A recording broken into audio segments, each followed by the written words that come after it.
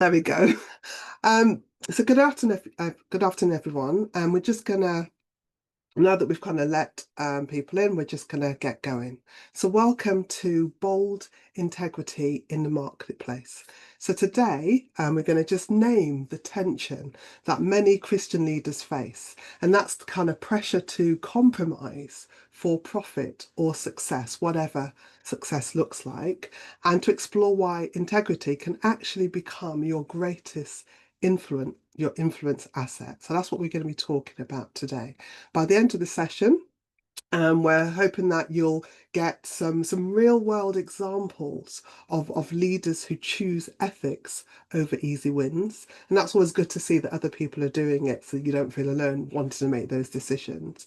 We're going to look at some biblical and practical strategies for ethical decision making, and then some tools along the way for applying integrity in the kind of grey areas where values often feel tested. So that's what we're going to be looking at today. So we've already got an answer in here. So we've got, okay, yeah, yeah. So this is about, we were asking a question about when if you've had to make that kind of integrity decision, even though it may mean like a shortcut or it may have some backlash. And so we've got somebody who's kind of saying, that having to submit a formal statutory legal responsibility, a report, and then it was altered by a senior manager but left the person's name on it. Do you know what I mean? And kind of like being aware of that, and then what is it that you do to make sure that your name is removed or that the report is kind of taken back. So that's a huge impact, and there's a whole kind of reputational impact, not just for you as an individual because your name's on stuff, but also for the organization in terms of the organization's integrity. So that's a massive thing. And that bold integrity of actually demanding your name to be removed or demanding that things change is definitely an example of bold integrity in the marketplace. And it's interesting to see what happens, whether or not people suffer backlash as a result of that. And even if that's the case, is that still the right thing to do? So that's a definite great example. So we're going to look at some more real world examples of leaders who've chose ethics, and we're going to look at those biblical and practical strategies for decision making, and then tools for applying those in the grey areas. But first and foremost, our mission is to create a welcoming space where leaders are empowered to align their faith, their values, and their ethics with their leadership. And through this alignment, we help leaders to increase impact, but to do that authentically with courage and conviction.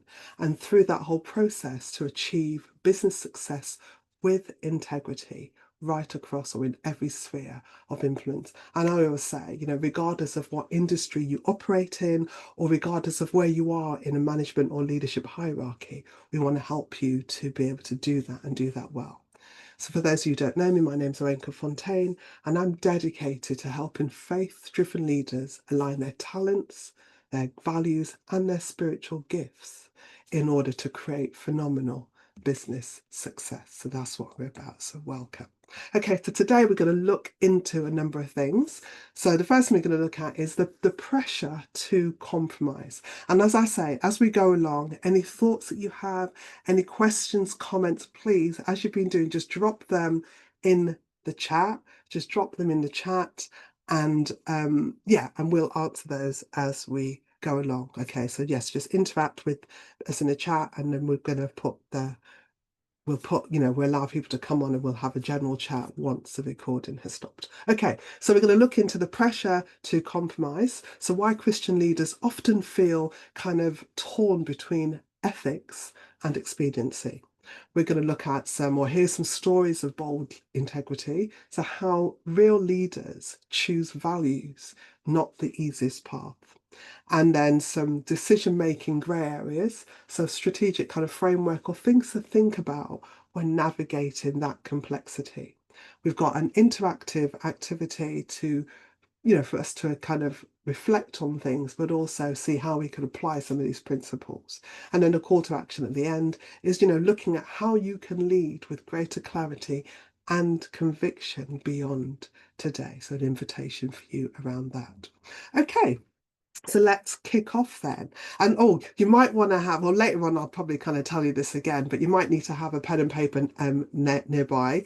And because we've got quite a lot of statistics and things that I want to share with you, and some of them are going to be on screen, some of them you might want to take a note of. So that might be useful to know. Okay, so why does integrity matter? Why does it matter? So when leaders make tough ethical decisions, even quietly, it communicates something really powerful. It says, I lead differently. Now, Proverbs 10, verse 9 says, whoever walks in integrity and with moral character walks securely.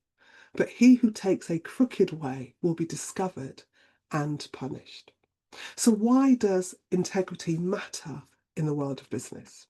Well, there are three main reasons for that. So just, as a highlight, number one, integrity builds lasting trust, even when it's displayed. And I'd say especially when it's displayed under pressure. Ethical decisions attract loyalty. So that's loyalty from your team, loyalty from your customers, and also loyalty from any other stakeholders in your organization, whether that's mission, vision, or end results. And then number three, value-driven conduct protects and elevates your reputation. We started talking about that. It does that in the long run. So again, it's important. Now, studies show, they consistently show that organizations that are led by integrity-driven leaders experience higher levels of employee trust, stronger brand loyalty, and better, long-term financial performance, even in or during those crisis moments. And I keep thinking about the times that we're kind of reiterating the kind of benefits of ethical leadership, the benefits of, taking that bold step to do things right in the workplace. The benefit of it is just, it's overwhelming for me. And so every time I talk about this stuff or dig deeper, it just, for me, supports this is what, as kind of people of faith, we ought to be doing in business because we can make a difference. But anyway, as an example of this, let's just take Johnson & Johnson's Tylenol crisis in 1982. I do keep coming back to this case study because I do think it's an amazing example. So after a deadly cyanide poisoning, J&J, so Johnson & Johnson, voluntarily recalled 31 million Tylenol capsules, despite the huge $100 million dollars in costs at the time. But their transparency, their swift action, and also their kind of investment in new technology, new tamper-proof packaging, ultimately restored trust and strengthened brand loyalty for them. And what was interesting is their brand market share rebounded within 1 year. So within 1 year, they made up what they'd lost through that crisis. Also, another example is a guy called John Barrett from Western and Southern Financial Group.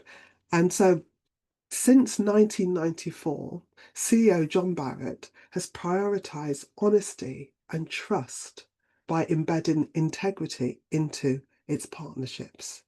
Now just think about that for a moment. If as a leader, if your organization prioritize honesty and trust in everything that was done, what would be the impact in your organization?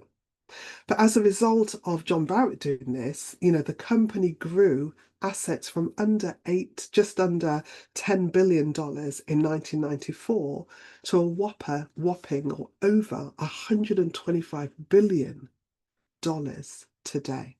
And for me, that massive jump just demonstrates that ethical leadership fuels sustainable growth. So I just think that's, quite amazing. I was about to go and call out a couple of organisations, but I'm going to refrain from doing that. I just think about organisations, big organisations that are in financial crisis, who house or who lots of kind of Christian individuals work within them. If more Christians showed up in terms of honesty and trust within their organizations, what would the financial impact be of those organizations? So just think about that for a moment. Okay, and then my final example is a company called Wipro in India. I'm going to pronounce the name incorrectly. I'm sorry about it. It's Azam Premzi. He built Wipro into a a leading global tech firm that was rooted in simplicity, integrity, but also long-term social impact. Now, despite having quite a lot of wealth, he actually chose humility. And he was famous for actually walking the stairs instead of riding the elevator. So that's one thing. And also, he's known for giving away the majority of his fortune to charity. So if that's not walking in personal integrity, I don't know what is. But I just think that these are great examples in different ways across industry. Okay, so those of you who know me, and this is a bit where you might need to have your pen and paper ready, is I like to use research and statistics just to back up what we're saying, what we're talking about, the importance of integrity and being bold in business. So we've got in two kind of areas. So when it comes to integrity as a leadership superpower, research indicates that a number of things. So integrity builds trust and boosts performance. So research links strong leader integrity with significantly higher workplace and performance, and also greater trust and satisfaction amongst their teams. So definitely stronger leadership integrity, higher performance and trust according to Sigma. Again, authenticity, it fosters trust and team alignment. So authentic leadership, this is where leaders act consistently with their values. It enhances employees' trust and engagement, which together boost overall team performance. So again, it's that values, it's that kind of trust, it's being authentic with them that has the business benefit.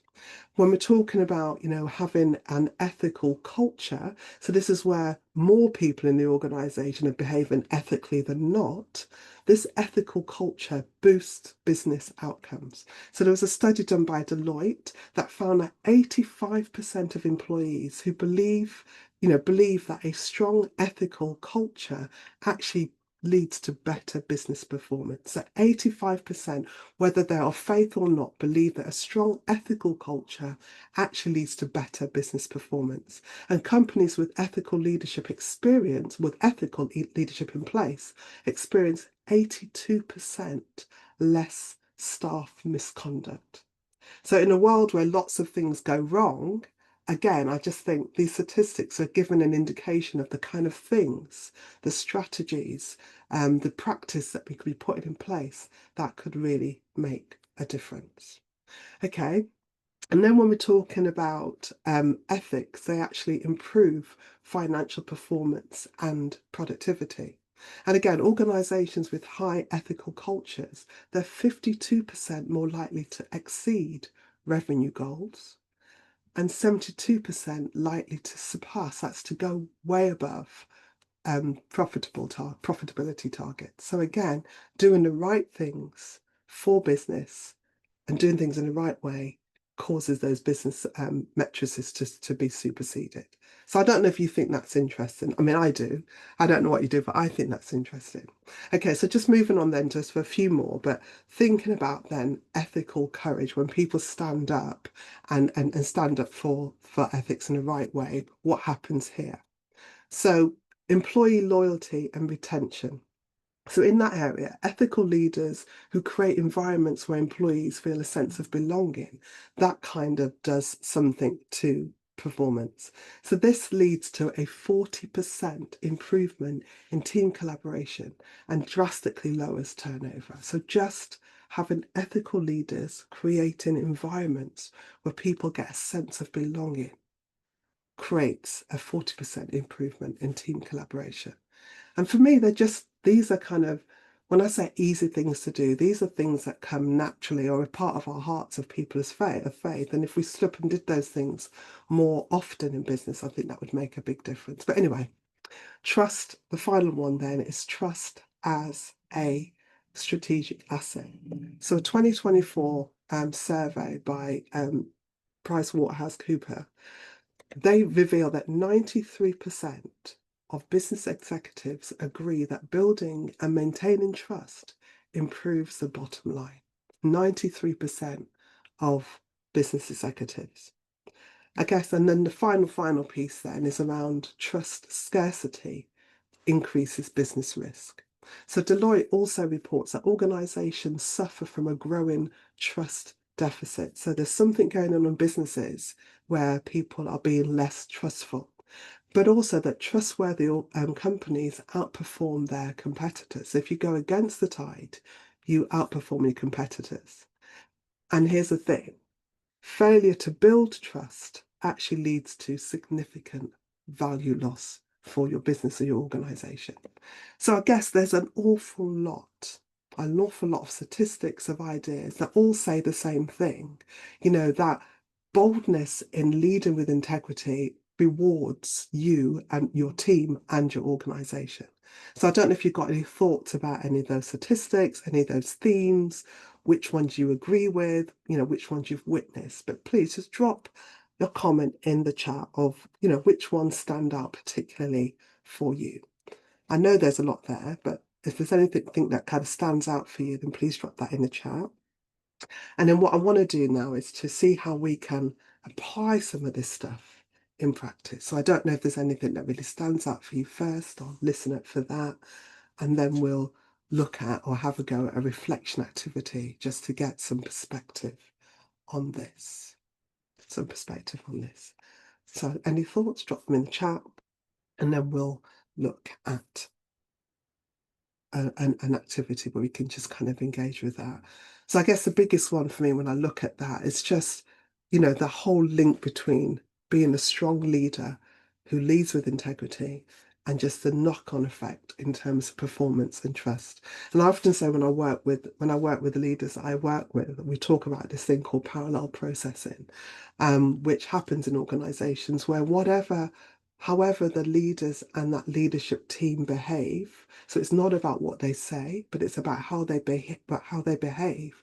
It permeates within organizations, and other parts of the organizations will actually mirror that. It just kind of happens. And so I call that parallel processing. So if we're parallel processing, if we're doing things that are good and we actually parallel process that, then organizations will definitely be better. Absolutely. So one of the comments is that, leading ethically often boils down to the individual. Definitely. And it's quite challenging that, in order to whole organizations to truly consistently lead with integrity is challenging. But I always say to people and the people that I work with, they said, let's just look at what you do. Let's look at the sphere of influence that you have. And if you put your house in order first, that's the first thing. And then look where there are opportunities where you will be around people who may not be doing it, or be around other parts of the organizations, team meetings, department meetings, just different connections you have in business. And where are those opportunities to manage upwards, just to show and be an example, or maybe call people to account in the nicest possible way, but just to let them know there's another way. Those kind of things can actually chip away at cultures and start to make a difference. But at the end of the day, it's being responsible for where you have influence, and everybody doing that is where we're going to make a difference. So that's what I would say to that. I hope that makes sense. Does that make sense? Give me a nod. Okay, cool. That makes sense. Make sure I'm not talking a load of rubbish. Okay. So let's do this reflection activity. So I now know that your fingers work. Okay, so I'm going to ask you to think about. I've got a few questions on there on this one. I've got some love hearts, so that's great. That's cool. Okay. So this is just a reflection activities. I have two scenarios, okay? And the question is going to be who would or which would you prefer to lead or to work for, and why? So scenario A is that you could accept a high profit supplier contract despite knowing that there are labour law violations. Do you know what I mean? So we just put that to one side, but you could accept that real high profit supplier contract. Or B, you could decline the deal and invest your time and effort in ethical sourcing, even if it means lower margins, and but you could have a stronger brand and customer trust in the long run. Okay, so it's either A, high profit, go for that now and ignore the labour violations, or decline the deal and invest in ethical sourcing with those, the impact of those. So my question first is, which company would you prefer to lead or to work for, and why? And before we kind of go, oh, it's definitely going to be this one or definitely going to be that one, I was reminded of getting people to think about, where has God called you to lead? So it could be that your motivation is to go somewhere good and to maintain that, improve that, and leave it that part of, maintain the legacy. Or it could be you could be a bit of a trailblazer where you're going to go into a situation where it's not that good, and your whole focus is to turn that into something better. So just put that out there. But my question is, which would you prefer to lead or to work for at this point in time, and why? So let's have a see of what your thoughts are. It'd be really good to see that. So which would you prefer to lead or to work for, and why? And it might have different answers in terms of, if I'm going to lead it and therefore I have a say in what happens, or if I'm going to work for the organization, and that's either because I want to make an impact, or actually it's about how work affects me, my life and my health. So there could be things that you might want to think about. But which would you prefer to work to lead or to work for, A or B? So it has to have a scenario A or a scenario B, and then why. Okay, so we've got a scenario B. So I'd want to work and be associated this type of organization. Okay, so I've worked with organizations that are kind of like scenario A, and where I've wanted to trailblaze and set things right. And whilst I've made lasting progress, it was at great personal cost. And that's an interesting, which is why I kind of said, where are you in terms of in your life now? Because I think I would have been a bit like you. Definitely when I was younger, I'd be like, let me just go for that problem one, because I just want to go and I want to make a difference because I can, and I've got lots of energy to do that. Now I'm a little bit older, still got lots of energy, but it's like, I've got other impacts. I probably would still go for that, but I'm not, I'd have to bring a lot of different strategies with me in order to make that happen. But I kind of get that B would be good, but you could, and I guess B still has an opportunity to make a massive impact, and we're going to talk about that next. So, what would be, or what are some of the short or long-term consequences of each choice? So we can talk about B first, if you like. Okay, and then we can pick apart number A. But what would be some of the short-term or long-term consequence? It's quite interesting. I was talking to my daughter earlier on, and I asked her the question. I put the pretend microphone like I was interviewing her, and I asked her the question. She's like, "Mom, that's actually hard." And then, but she got into it, and she actually, for a young, 18-year-old, I thought she came up with some really good answers. But anyway, let's see what you've got. Okay, let's see what you've got. So, what would be the short or the long-term consequences, positive or negative, of, let's say, scenario B to begin with, and then we can look at A. So, I don't know what your thoughts are. So, wait to see what your thoughts are before I put mine. Okay, so A, so is that short term, I guess, would be, or and long term, I guess, it's altruistic, it's a virtuous, it's about personal impact, it's about making a difference, and you doing that. And whereas a short term thing could be quick money for A. So I like your thinking. So I was thinking about B in terms of the ethical sourcing, short term. I mean, it's great to be altruistic and to have that, I want to make a difference. But short term, that could be really hard work because you've got to go out, you've got to source, you've got to find ethical sources to do your business, knowing that you're going to have a lower margin. So you're going to have some money to bankroll that activity, or some serious faith that God is going to make a way that you're going to be able to work through till that return comes in. So that was one of the first things I thought, is like the time it takes to do that. And I think you'd need to have a really clear vision and have some motivation to keep going, because it's almost like an unknown entity. I don't know if that makes sense to you, that going into trying to find sources, it's almost like an unknown thing. So that's one thing I thought about. And then I thought about long term, though, long term, just as the scenario suggests, strong trust. So the people that you are building those relationships with, I can just only imagine what that's like to be with somebody from the beginning, work with them, see everybody else succeed, and we're doing it in the right way. That whole kind of energy of culture of doing business would be amazing. And the type of people that you would grow and bring to that would be brilliant, brilliant. And then also just watch how the brand takes off. So long term, I think, gosh, that would just be an amazing place to be. And to think that you had a part to play in that, I think that would be really amazing. But on the other hand, so if you agree with me, like yay or no, okay. But then let's talk about A. Let's talk about A from your experience then. Let's talk about A. So yes, quick money, but what are some of the short or long-term things that are not so nice if it's just about the money? So short term, I was thinking, yeah, money, but remember, how do you feel when you're doing something when you know that it's wrong? What does that feel like inside? So you're taking the high profit contract knowing that they have labor violations, they don't treat staff right.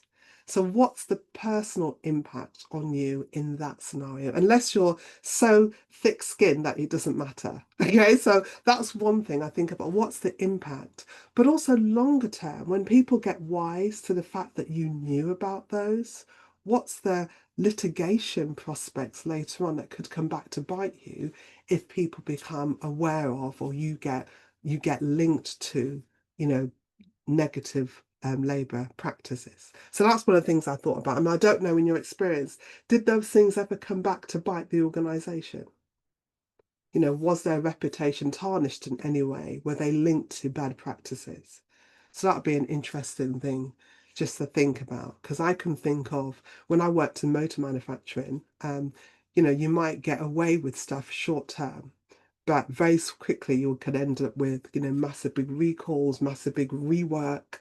When people take shortcuts, it impacts people and it impacts people's lives. Okay, so yeah, this is what I was thinking about. So knowing that, horrific labour violations, it wouldn't sit well with me. Knowing that I was profiting from other people's misery, I wouldn't want to be associated with that type of organisation. And I guess, if I was just going to go biblical, I am in a minute, but if I'm just going to go biblical now, that's kind of what kind of Jesus is about, I guess. Do you know what I mean? In terms of, I just think of those examples where he kind of stood up for things that are clearly wrong, like in the temple when they were doing the money changes. And it's like, no, you can't do this. This is not what my father's house was for. Do you know what I mean? So there are those things that I think the Lord stirs up in us about, actually, this is not a good thing. And therefore we're called to do things better. But it's whether or not we're willing to take that bold step when we know that that's what we're called to do. And I guess that's what we're talking about. But okay, so we've got people who've done that. Now let me just think of any more questions. Okay, last one then. I think we might have touched on it, but if I haven't, you might be able to sum it up for me. So how does integrity impact trust, brand reputation, and sustainable success? So how does integrity, when you do that, what's the impact on trust, brand reputation, and sustainable success? That was just to kind of qualify that, because I think all those things come as a result of integrity. But I just want to know, what are your thoughts? Does having integrity, is it worthwhile? Does the impact that it has, does the reputation that it gives you, does the sustainable success that it promises in the future, is that enough to stand up for what is right? I guess that's one way of looking at it. So let me know your thoughts on that. And then I just want to put in place a biblical connection. So I've done one, but this is one I was thinking about a lot. So this activity just reminds me of Paul's reminder in Romans 8:28, that all things work together for good for those who love God, to those who are called according to his plan and his purpose. Absolutely. So I believe that it's right to stand on integrity. What comes to you then is honourable. Be it great or not so great, but think that it's honourable. And if we look at what God promises us, do you know what I mean? We can expect that abundance either here or in the life to come, but we can definitely expect abundance when we do things that are right according to Scripture. So Romans 8:28 says, so I do like that, says that all things work together for good for those who love God, to those who are called according to his plan and purpose, suggesting that ethical choices, although they can be risky at the time, in that moment, they often align with a greater purpose and outcome, which is God's plan and purpose. Because as we were kind of saying, a bit like what we've said, those you wouldn't be able to sit right with you if you knowingly was involved in bad stuff. That's like God speaking to you that you're not accepting this. And therefore, what does he want? And that's part of God's plan, that business are done, run in a different manner. So I think, they will often align. So my next question, so you might think about your own experience, or you might have somebody else's in mind. So what greater outcomes have you had yourself or heard about from others when you've taken that stance? So in a moment, it might not be nice, but when you've taken that stance, a greater outcome has come about. So think about that. So share a greater outcome that you may have had or you've heard about, because I'd love to hear them. That would just help us to land this piece that bold integrity in the marketplace really does matter. So what greater outcomes have you had yourself? And so when I think about when I work, what I love about working with leaders is, as a coach, you don't know until you start working with them what people are facing. But to be able to work with people to help them to understand how good they are, the strengths that they have, the leadership strengths that they have, and to be able to work on those things that are detracting from their kind of greatness in the workplace, and then watching leaders blossom through themselves, but also the business that they're leading, succeeding. For me, that's where outcomes lie. It's in seeing what people achieve just by putting some godly guidance into that. Well, not just by, but doing what they're doing and that as well.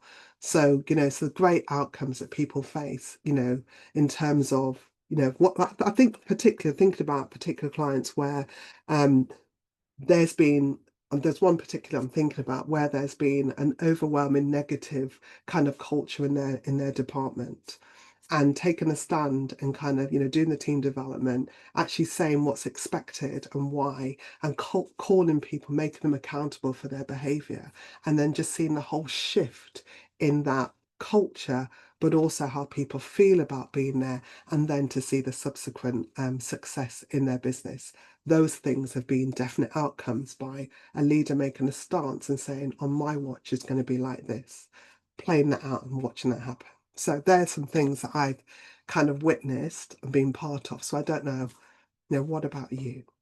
I hope that makes sense. I'm hoping I'm not talking a load of twaddle. Am I making sense? Let me know if I'm making sense. Am I making sense? Hope I'm making sense. Am I making sense? Okay. But yeah, so we've got some good ones here. Okay. Oh, wow. Oh, this is really good. So, coming from some really horrible kind of business, that whole situation we talked about, as an example, I've had people actually come back to me and apologize for not supporting me, um, for them not having more integrity, boldness, and courage to stand up at the time.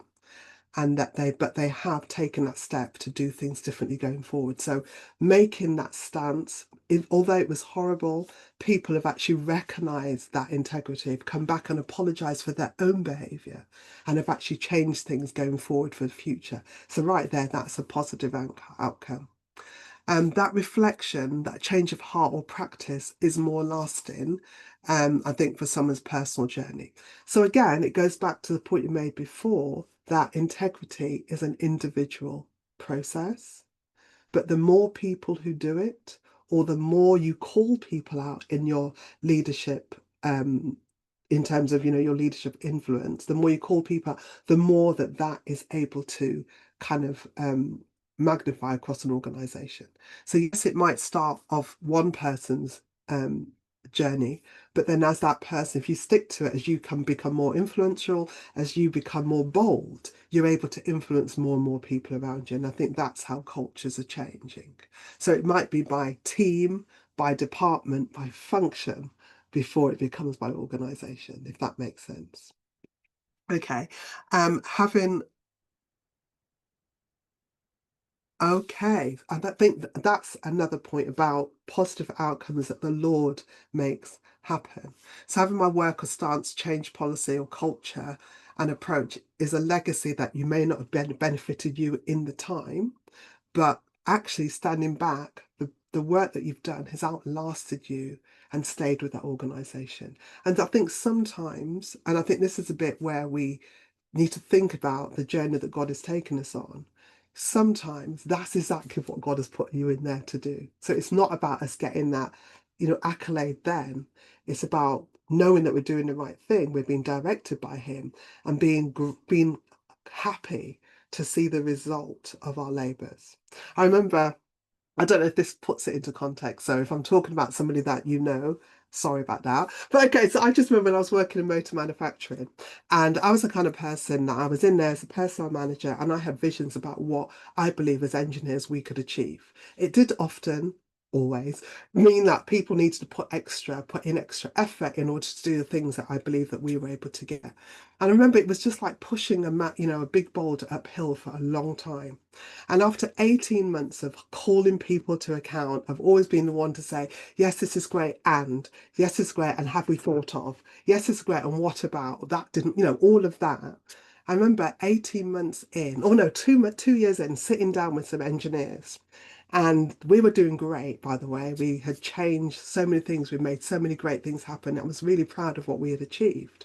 And I remember one of the guys sitting down talking to me, and they just said, Arinka, we really hated you when you first came. And I'm like, what?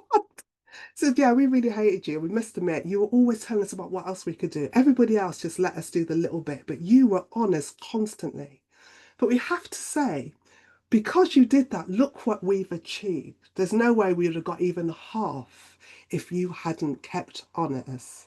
So even though it wasn't not a nice journey and we were trying to stop you, we're really grateful of what you've done and what we've now achieved together. So, and I guess for 18 months, I probably didn't realize that they hated me that much. I knew it was hard work. but actually, I stood back and I just had to say, well, thank you, Lord, that I was still able to do that. And, that organization, that part of the organization, was just known for excellence. And for me, that's what it's about. Does that kind of make sense? So sometimes it's not what we're doing, it's the fact that once we've gone, that difference will continue to be made. Anyway, that wasn't on the script. I probably talked too much, but I'm hoping that that was useful. And I guess the question for me then is to think about, of all the things we've talked about, when we talk about those different examples of businesses, of people who stood by with their integrity, people who have said that in my watch, I want people to work in partnership in a different way. I'm going to hold people to account. I'm going to lead by example. I'm going to stand by is what is right and be bold regardless. Those kind of strategies are things we can think about. What are the things going on in my part of the organization that are calling me to act in a different way? So I guess that's the bit to think about. And maybe when we come off and we kind of just talk, maybe there's some things that we've talked about that you kind of think, oh, I'd love to be able to do that in my organization, but I'm not quite sure how. But that's kind of what we're about. But anyway, as we kind of move towards ending the session, because I've kind of been overrun a little bit, one quick question or thought for you. What would shift in your leadership if every decision you made fully aligned with your faith and values, no matter the pressure? So, what would that be like? What kind of leader would you know that you were? What kind of influence and impact would you have? So if that question stirs something in you, then book a business faith reset session as your next step. So our 40-minute space would actually help you to realign your leadership with your faith, with your values, and your business mission. Identify pressure points where values and decisions may drift, and build a confident plan to lead with integrity in every situation. And or And as I was going to say, so even if you're out there doing that, it's that support to know that you're doing the right thing. And by doing the right thing, that as we've been saying in the chat there, congruence, that congruence that you have brings peace and joy in everything that you do. And if you're the kind of leader that kind of leads with congruence, has peace and joy, just think about what you're putting around you and the people that you've got working with you. So what I would suggest then is to use the QR code on the screen or the link in the chat to book your session today. And let's just create that space to realign, refocus, and lead with unshakable integrity. And I think, once that whole congruence piece is really important, and having peace and being able to find joy in difficult situations is definitely where our faith takes us. So that's kind of, please, you're booking for that. Another thing then is, if not that, then why not join our faith inspired leadership membership group, where like-minded leaders gather monthly to deepen ethical leadership, community, and application. So if the membership is something you want to explore, just put the word yes in the chat or direct message me here on LinkedIn, and I'll be in touch with you to let you know or let you have all the relevant details. Or check out the QR code, which will take you to the membership website where you can find out a little bit more, and then you can come back to me with any questions. So that's kind of there for you. Okay, so dead quickly then, today's kind of takeaways as we wrap up. Again, any questions you've got, any other thoughts, please put them in the chat. We will definitely pick those up. So as we come to the end of today's session, if you've got any questions, that's what that's about. I'd love to hear your thoughts. So some of the key points that we've covered today then. And please do share, what stood out for you from today, and maybe some thoughts about how you can apply this in your leadership. I'd love to hear that too. So what we've looked at is kind of locations or areas where ethical courage can matter, where it does matter most. We've looked at real leaders who chose values over shortcuts. They built trust, they built influence and long-term success. And even in our conversation here today, we've also had people who have that experience and influence, which I think is great. We've explored a bit about how integrity is more than just a moral choice. It's actually a leadership strategy. So again, feel free to share insights in the chat. We're going to be around for a bit later afterwards, so we can continue that conversation. Okay, so as we close, I'm just looking at the chat. So as we close, thank you for investing in today's call.